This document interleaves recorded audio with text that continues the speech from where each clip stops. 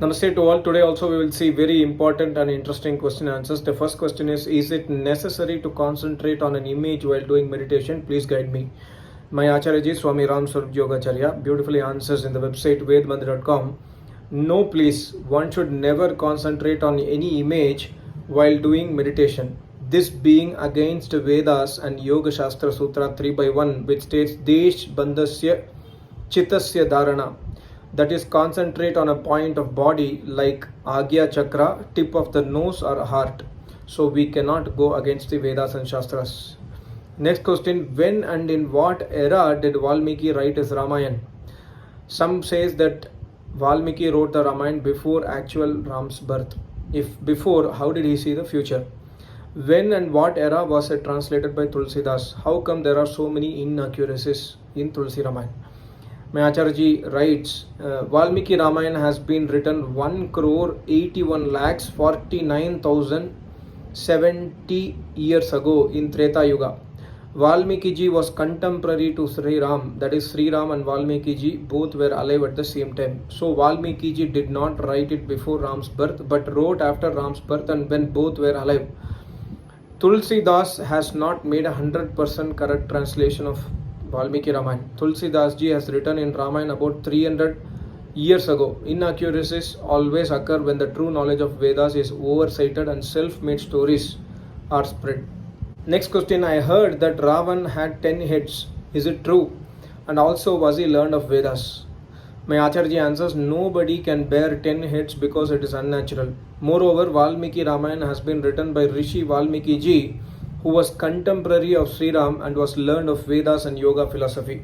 I mean to say, Rishi Valmiki ji has not written 10 heads of Ravana. Instead, Rishi Valmiki ji has written that when Hanuman ji entered the palace of Ravana to search for Sita, at that time he saw that Ravana was sleeping on a bed and Ravana's 2 arms were spread outwardly from his mouth, and from the mouth the smell of wine was being exhaled.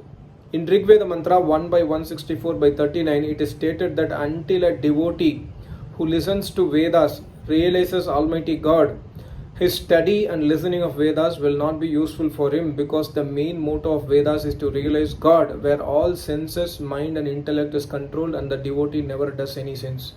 So, no doubt, Ravana was not the follower of Vedas, and even if he had listened to Vedas, he never followed the preach of Vedas.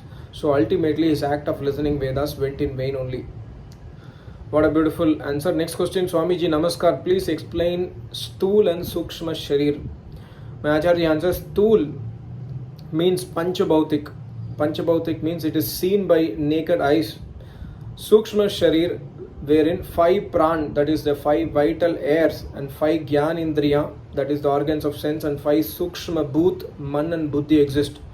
This sharir remains with the soul during the birth and death, and it is not visible by naked eye. It has 2 kinds. Sukshma sharir are of 2 kinds. One is bhautik, that is which is made of part of the minutest and subtlest sukshma bhuta. Second sukshma sharir is swabhavik sharir, which is natural body. That natural swabhavik sharir remains with the soul even while attaining salvation. Next question, Swamiji Pranam, I remember once you said that any yajna is not successful without the presence of yogi or acharya. If this is the case, then let's assume that the whole of India decides to do yajna in the same time. Then will it be successful, as we do not have enough yogis in present times? My question is silly, but it just came to my mind. My Acharya answers, my blessings to you. In present times, no doubt that very few yajna in according to the Vedas are performed. Yet if a person starts doing Agnihotra after gaining the knowledge from a learned Acharya of Vedas, then his Agnihotra will never go in vain. The pious result of doing Agnihotra would help the devotee to meet with a Brahma, that is learned of 4 Vedas. So one should never be demoralized, but you should continue to perform Agnihotra and should practice yoga philosophy. Next question, how much percentage of earning has to be donated as per Vedas? In Islam we call it as zakat. My Acharya answers, Atharvaveda Mantra 3/24/6 states to divide the earned money into 8 parts. Out of 8 parts, 3 parts are to be spent in education and gaining knowledge. 4 parts to fulfill the domestic needs. Remaining 1 part is earmarked for income tax.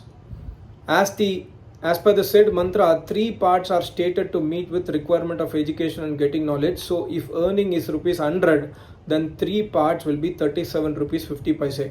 4 parts will be 50 rupees and 1 part will be 12 rupees 50 paise.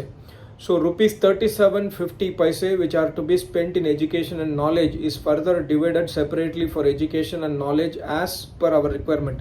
So the money which will be earmarked to the knowledge is meant for donation as well as managing spiritual books, etc. What a beautiful answer. Last question for today.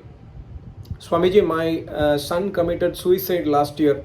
As per the old respected relatives, there is no need for pindadan to be done as he was unmarried. Swamiji, I want to know whether it is correct or not. If not, what should I do? My Acharya answers, my blessings to you. I am sorry to listen about the sad demise of your son. Pindadan is not required to be done in both the cases of married as well as unmarried because it is not mentioned in the Vedas. The logic is that when the soul leaves the body, then the dead body is burnt on the pyre. In the absence of mouth, how can a soul eat and take food, etc.? Secondly, as per the chapter 39th of Yajurveda, the soul after wandering for 12 days takes another birth and is also fed by a new mother. The real meaning of Shraddh is to serve the parents and spiritual master who are alive to the extent that they feel satisfaction. What a beautiful answer. I hope you enjoyed the answer of my Acharya. I will come back to you soon in another video. All my question and answers of my Acharya has been placed in the playlist called Q&A by my Acharya. Please see the same. Thank you so much. Namaste. Om.